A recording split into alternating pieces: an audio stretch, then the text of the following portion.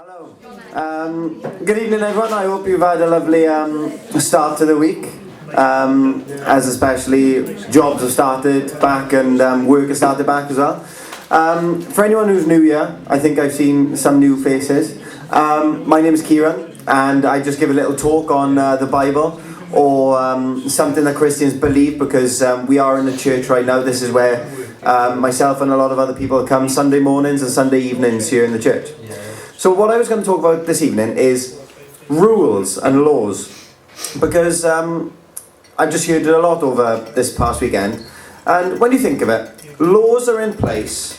The government has put laws in place to keep us safe, and to make sure order is in place. I know sometimes order isn't in place, but the government and laws, and they try to put in laws so that everything can be as peaceful as possible. I think we can agree with that, yeah? That's why laws are around. Some laws we may not like very much, like some people may not like speed limit laws. That's laws that some people don't like. Especially around the Port Talbot area, you've got the average 50 mile an hour cameras, and it says that it has slowed down traffic.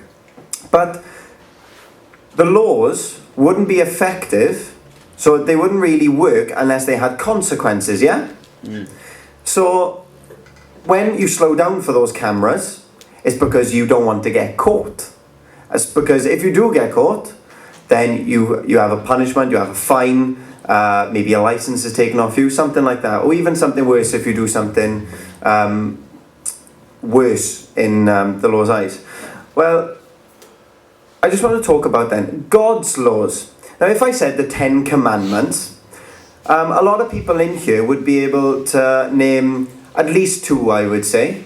Am I right with that? Yeah. A lot of people know some of God's commandments, like you shall not steal, you shall not commit adultery, you shall not lie, stuff like that. Now, these... Sorry, you're back on. Now, these laws... You're back on. Now, these laws are put in place by God, but they wouldn't really have any meaning unless there was a consequence to them.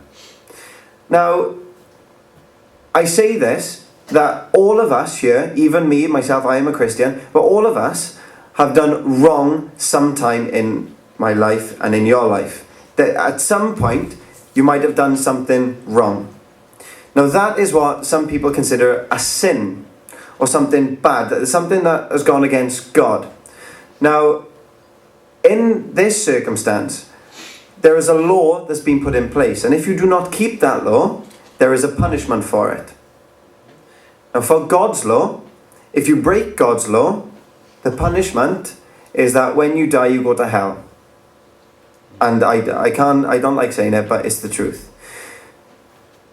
But if you keep God's laws, if you try and keep God's laws, then you can go to heaven. But we know that all of us aren't perfect. I think everyone can say that they aren't perfect, unless you're incredibly vain. But God thought that I want to try to help people get to heaven. So he sent his son, Jesus, into the world so that we can believe in him. We can break his laws, but it doesn't give us an excuse to break them. He's given us his son so that we can believe in him, so that we can go to heaven. Now, we may still break the laws after we are a Christian, but we know that we have forgiveness in God. But then you might say to me, oh yeah, but I'm a good person. I haven't killed anyone. I haven't done this. I haven't done that. I give to charity. I do this. I do that. But in God's commandments, Jesus kind of redefined some of the laws. And one of the laws was, you shall not murder.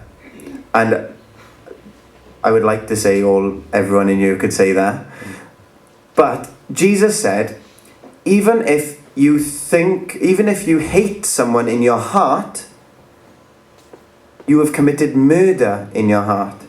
You may have not done it physically, but if you even have hated someone, and I think all of us can say that we have at some point probably hated someone. I know I have. If you hate someone, you have committed murder in your heart. I know that I have lied in my life. And that, again, is a sin. Even if it's a so-called white lie, it's still a lie. But that is a sin again. Another one is you shall not commit adultery. So basically, you shouldn't have sex with someone if you're inside of your marriage. You shouldn't have sex with someone else. But Jesus said, even if you think of a man or a woman lustfully in your heart, you've committed that sin in your heart.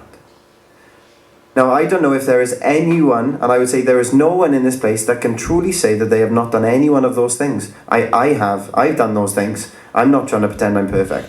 What I do want to say is that there is good news in this, is that God loves you and He wants to have a relationship with each and every one of you.